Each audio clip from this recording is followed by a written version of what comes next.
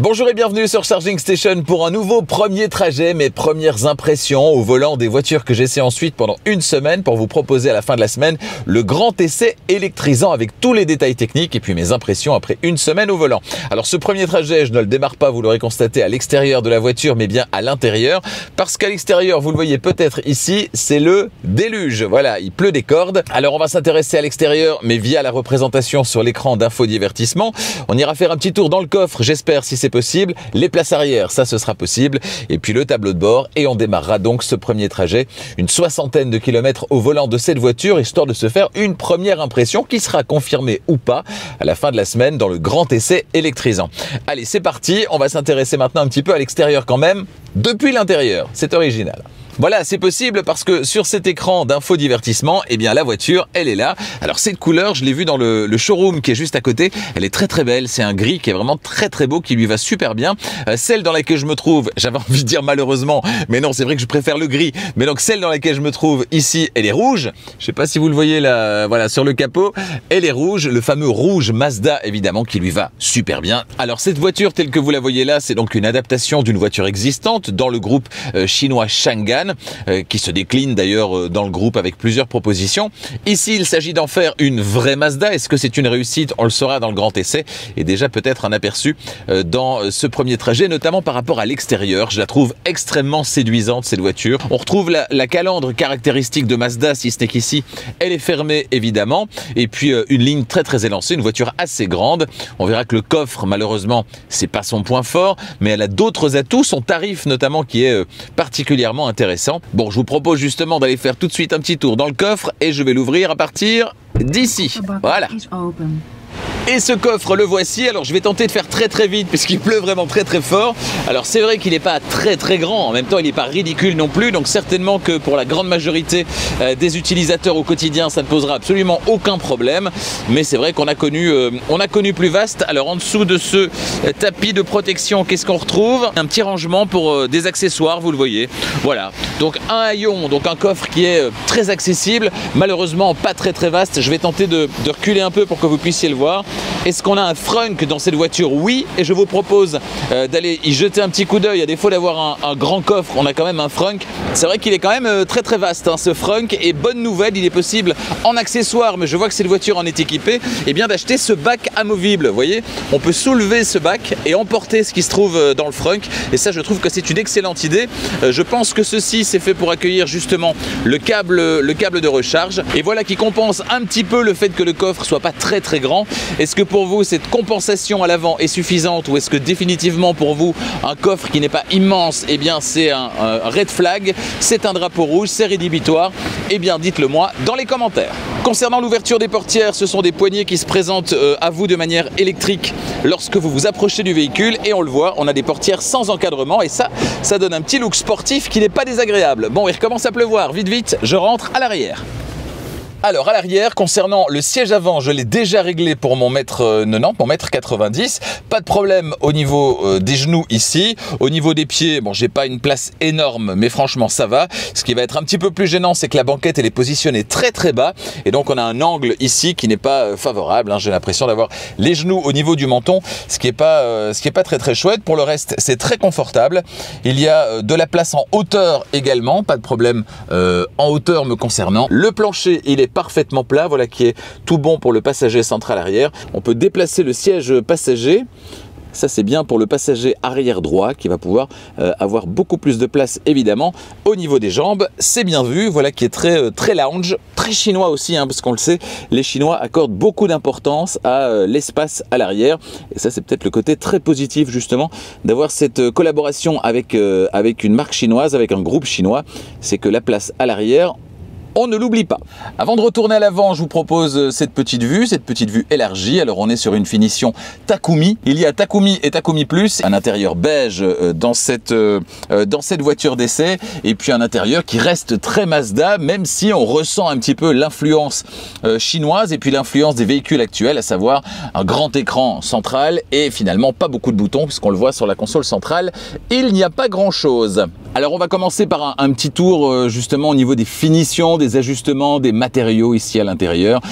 On est clairement dans du Mazda avec des matières qui sont pas toutes des matières nobles sur cette finition d'entrée de gamme, mais des matières qui offrent un aspect qui est très valorisant, très sympathique. On n'a pas de piano black de manière excessive dans cette voiture. On en a un petit peu sur le volant à un endroit où en général on aimerait ne pas en avoir parce que c'est là qu'on va mettre les doigts en permanence.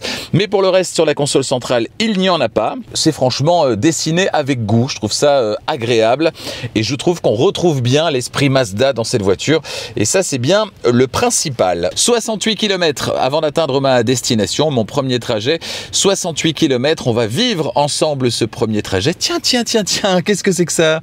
Ah ça me rappelle des souvenirs. Oui, ce Komodo, je l'ai vu dans tellement de voitures. Eh bien, on le retrouve dans cette Mazda 6e. Ça, c'est un peu dommage en termes de... Voilà, d'appropriation, de personnalisation. C'est un peu dommage de retrouver ce bon vieux Komodo qu'on a vu un petit peu partout. Mais soit.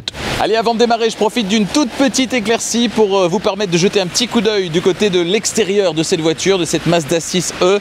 Je vous le disais, calandre très Mazda, mais calandre fermé évidemment, qui peut s'illuminer partiellement. On a ces phares qui sont très effilés avec une partie ici en dessous. Voilà, on a des entrées d'air histoire d'optimiser la partie aérodynamique. Et à l'arrière, qu'est-ce qu'on a? Eh bien, on a ce béquet, voilà, ce béquet qui va s'ouvrir au-dessus de 80 km/h, je pense, qui va s'abaisser ensuite en dessous de 50 km/h. C'est l'une des spécificités de cette voiture. C'est pas quelque chose qu'on retrouve très régulièrement et certainement pas sur une berline comme celle-ci et proposée à ce tarif. On a également, eh bien, ce bandeau lumineux, vous le voyez, qui parcourt tout l'arrière de la voiture d'un feu à l'autre. Un arrière qui est très réussi également. Une ligne très tendue. Personnellement, j'ai vraiment un petit coup de cœur au niveau de la ligne pour cette voiture. Je la trouve vraiment très belle. Et vous, qu'en pensez-vous? Eh bien, dites-le moi dans les commentaires. Je mets le pied sur le frein, sélecteur de vitesse sur D. Je vois que j'ai pas mal de petites commandes au niveau du volant, notamment mode, qui me permet de changer quoi? Je ne sais pas, oui, de changer de mode de conduite. Voilà, individuel, confort, sport. On va rester sur confort dans un premier temps. Alors, deux petites étoiles ici sur le volant, étoiles personnalisables.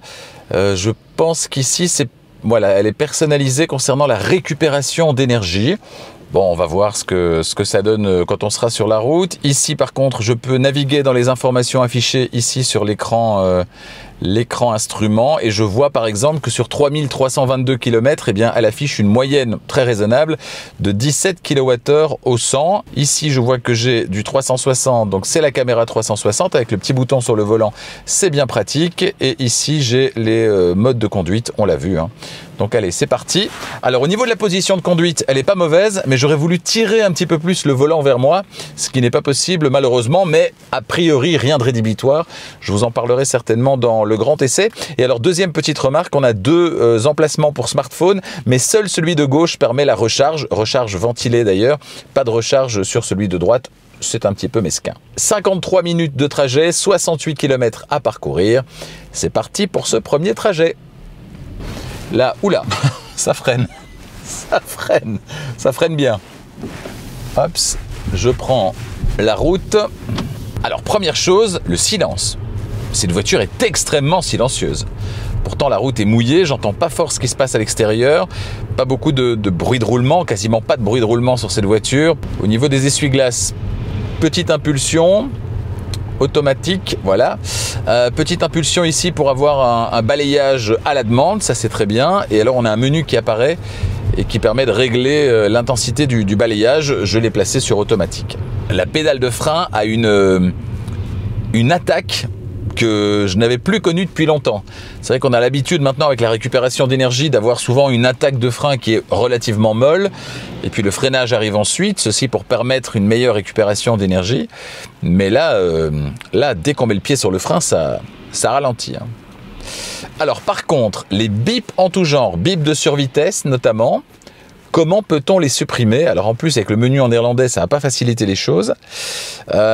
A priori pas via les deux petites étoiles, c'est bien dommage d'ailleurs. A priori pas ici en dessous non plus.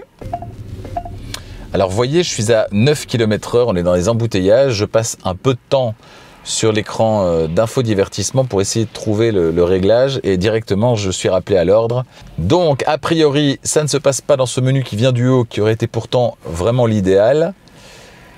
Ça va donc se passer forcément dans Instellingen et je vais devoir aller dans ma voiture, j'imagine. Non, c'est pas là. Réglage de la voiture.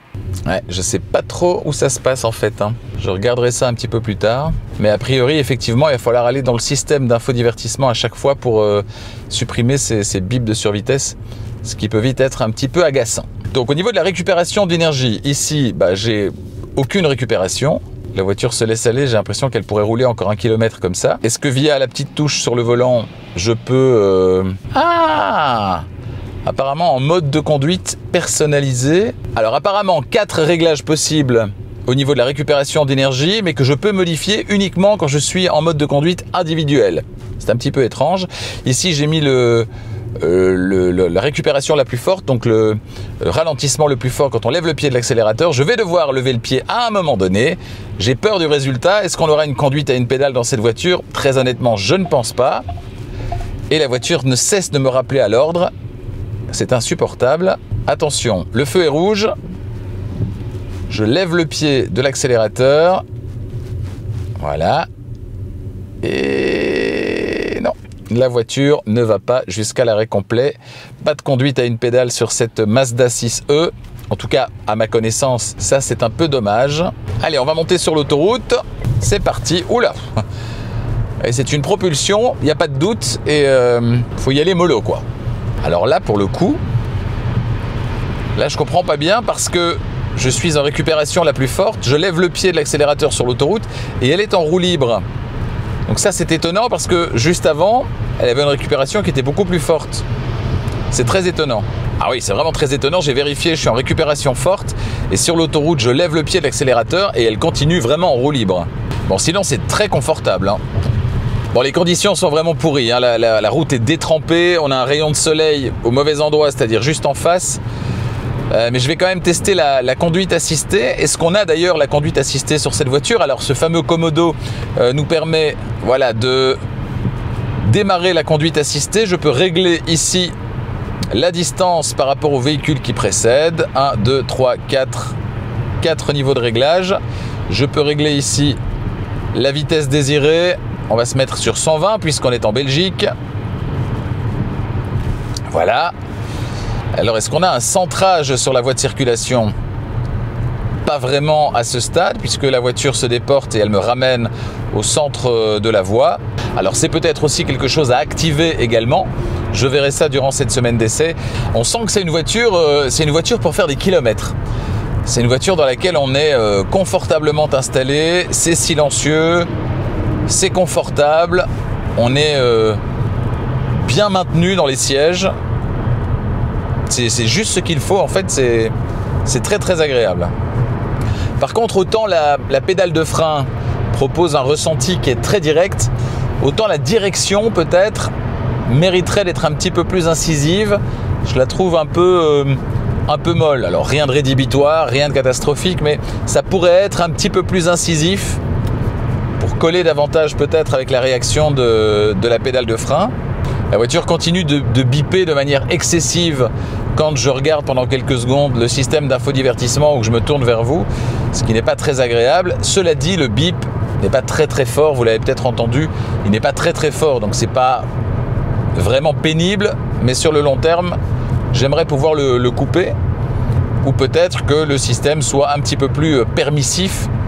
Parce qu'à force de rendre les systèmes peu permissifs, on a tendance à vouloir les couper, ce qui du coup nous prive de la fonction, ce qui est un petit peu dommage et ce qui n'est pas le but à la base. C'est quand même incroyable, je suis en train de me faire la réflexion qu'il y a donc 2 touches étoiles personnalisables, un menu qui vient du haut, et que malgré tout ça, on doit aller je ne sais où dans les réglages pour couper l'alerte d'attention ou l'alerte de survitesse. Bon, plutôt que de continuer à tâtonner en espérant trouver des réponses à mes questions, je me suis arrêté et j'ai pris le temps de trouver comment faire pour passer le système en français et surtout régler ce qui devait l'être, histoire de voir si effectivement tout ce que j'espère trouver dans cette voiture s'y trouve, et notamment la conduite assistée. Donc, je suis parvenu à mettre le système en français. C'est là que je me suis rendu compte que malheureusement, en collaboration avec un groupe chinois oblige, toutes les traductions ne sont pas véritablement optimales, c'est le moins que l'on puisse dire. Certaines choses sont d'ailleurs restées en anglais. On a des abréviations qui n'ont a priori pas lieu d'être. On a mode de conduite par exemple, et la ligne en dessous, Conde Intel. Alors c'est conduite intelligente évidemment. Pourquoi est-ce qu'on ne l'a pas mis sur 2 lignes comme mode de conduite pour l'avoir en entier? Ça aurait été tellement plus simple. Voilà. Si je vais ici dans les menus supérieurs, on a clair. C'est pas clair, c'est éclairage. Là aussi c'est mal traduit. Faible, refaible, moyen, plus, élève ou haut.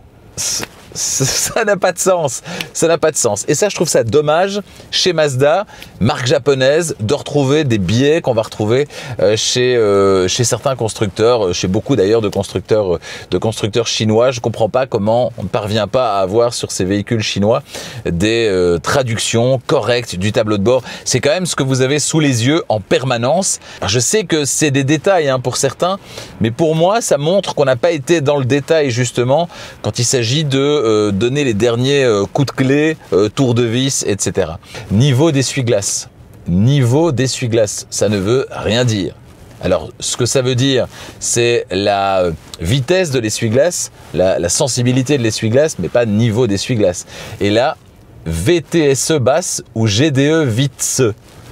Allez.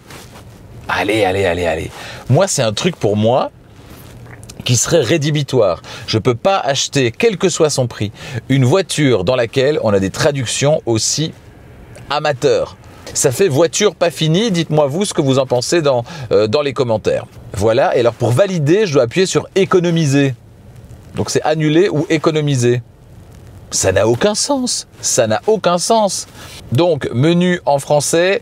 J'ai pu également dans les menus. Alors ça se passe dans mode de... Alors, Conde Intel, voilà.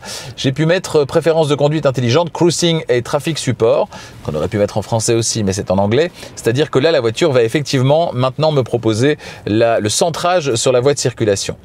Et alors, j'ai supprimé plus bas les assistances au contrôle intelligent de la vitesse, et donc j'ai plus de bip de survitesse, de bip de changement de vitesse maximale autorisée, etc. Et plus d'adaptation non plus de la voiture aux limitations de vitesse en cours. Je pense que là, tout est réglé correctement, ou en tout cas tel que moi j'aimerais que ce soit réglé. On va appuyer sur retour, on revient sur le trajet en cours, et je vais pouvoir démarrer, voilà, dans de meilleures conditions. Voilà, j'active le régulateur de vitesse adaptatif avec centrage sur la voie de circulation, et effectivement, le centrage est activé. Donc ça, c'est plutôt une bonne nouvelle. On va avoir droit à des petits, alors pas vraiment des virages, mais la route est légèrement sinueuse. L'occasion de voir si la voiture s'en sort sans problème. Je mets les mains sur le volant et là par contre je constate qu'il n'y a pas de... Hop, non, c'est pas par là qu'il faut aller. Donc là, double constat. Le premier, c'est que pas de volant capacitif. J'ai mis les mains ici, les doigts ici, et la voiture n'a pas réagi, donc pas de volant capacitif. Et alors il y avait un simple petit zigzag mais très très léger, et la voiture voulait me faire franchir la voie à contresens. Donc ça, c'est un petit peu dommage. Alors, est-ce qu'avec les mains réellement posées sur le volant, l'alerte disparaît? Oui, l'alerte disparaît, donc pas de volant capacitif, mais le volant a l'air réglé très correctement, ce qui fait qu'avec les mains normalement posées sur le volant, eh bien, on ne devrait pas avoir d'alerte. Donc ça, c'est plutôt quand même une bonne nouvelle. Voilà, ici aussi, il y a un petit virage. Hops. Alors directement, elle panique. Elle dit prendre le relais, alors qu'elle est censée être en conduite assistée et donc gérer elle-même le centrage sur la voie de circulation. Plus que quelques minutes avant la fin de ce premier trajet, l'heure de faire un premier bilan. Alors un bilan qui, je ne vous le cache pas, est un petit peu mitigé. Pourquoi? Pour essentiellement des raisons d'ergonomie. Sur les critères de conduite, c'est une voiture qui est très agréable, qui est très confortable, ça accélère bien, c'est silencieux, donc c'est une voiture qui est très chouette à conduire. Par contre, est-ce qu'elle est très chouette à vivre? Là, je mettrais un petit bémol quand même, parce qu'il y a quantité de choses qui pourraient être faites de manière plus simple et qui ne le sont pas, et ça c'est un petit peu dommage. Alors par exemple, supprimer les alertes de survitesse. Si vous n'en voulez pas, vous devez passer par les menus pour le faire. Si vous êtes sur l'écran de départ ou si vous êtes sur Apple CarPlay, vous devez appuyer sur la petite voiture, vous devez aller sur conduite intelligente et vous devez supprimer le contrôle intelligent de la vitesse. Voilà, donc ça fait quand même pousser sur 3 boutons, c'est pas l'idéal, ou en tout cas 3 commandes sur l'écran, c'est pas l'idéal. Même chose si vous voulez supprimer l'alerte d'attention du conducteur, parce qu'elle est un peu trop tatillonne, je trouve, et que du coup elle perd vraiment son intérêt, elle est juste agaçante. Vous devez rester dans ces mêmes réglages et aller sur, alors je ne sais plus très bien, contrôle intérieur, CTRL Int. Ça ne veut rien dire. Vous allez sur CTRL Int et vous supprimez l'alerte d'attention du conducteur. Donc ça fait des petites manipulations à effectuer à chaque fois, et il y en a trop de manipulations à effectuer. Et quand on vient, comme c'était le cas la semaine dernière, d'un véhicule où on a un menu dans lequel on peut tout régler une bonne fois pour toutes et rappeler ce menu, soit via l'écran comme dans la MG S5 EV, ou bien via un bouton au tableau de bord comme chez Renault et chez Dacia, et bien franchement, en termes de vie, de qualité de vie à bord, la différence elle est quand même énorme. Donc sur ces aspects-là, si franchement on avait un menu à la MG, à la Renault, à la Dacia, c'est-à-dire on règle et on rappelle, ça changerait complètement la perception que je peux avoir sur ce premier trajet de cette Mazda 6e qui malheureusement, et c'est un petit peu ce que je craignais avec cette collaboration avec Changan, qui malheureusement a repris peut-être le meilleur de la technologie chinoise pour rouler en électrique, mais aussi le pire de l'électrique chinois, c'est-à-dire des choses mal traduites, des menus du coup qui sont inutilement compliqués à déchiffrer, parce que c'est vraiment ça, et puis également eh bien, des menus qui ne sont pas ergonomiques, parce qu'on n'y trouve pas ce qu'on voudrait y trouver à l'endroit où on voudrait le trouver. Alors je ne veux pas donner l'impression de m'acharner sur cette voiture, hein, parce que par ailleurs c'est une très bonne voiture, c'est une voiture qui est bien construite, qui est agréable à conduire, je le disais, qui est confortable, mais simplement l'expérience de conduite elle passe aussi par la qualité de l'ergonomie, et en la matière malheureusement, comme je le dis régulièrement, il y a des petits coups de canif qui ont été donnés dans cette ergonomie, et c'est franchement dommage. Alors peut-être que des mises à jour vont arranger ça. Que vais-je penser de cette voiture après une semaine à son volant et pas une cinquantaine de minutes? Eh bien vous le saurez dans le grand essai électrisant, il y aura tous les détails techniques, j'aurai eu l'occasion de me familiariser avec cette voiture, avec tous ces menus, etc. Donc dans le grand essai, vous saurez tout et vous saurez ce que j'en pense après une semaine, et si les quelques réserves émises par rapport à ce premier trajet sont justifiées et se confirment ou pas. Merci d'avoir suivi ce premier trajet. N'hésitez pas donc à suivre Charging Station, à vous abonner et à activer la clochette des notifications, histoire d'être prévenu dès qu'une nouvelle vidéo électrisante est disponible, d'autant plus que la prochaine, eh bien, ce sera le grand essai de cette Mazda 6e qui vous livrera donc tous ces secrets, c'est ce que je vous promets en tout cas. La consommation, 18,1 kWh au 100, voilà, c'est la consommation observée durant ce premier trajet, consommation relativement mesurée donc. Merci d'avoir suivi ce premier trajet, n'hésitez pas donc à vous abonner, activer la clochette des notifications, n'hésitez pas également à partager ce premier trajet. En ce qui me concerne, je suis arrivé à destination et je vais aller me chercher un petit sandwich. À bientôt.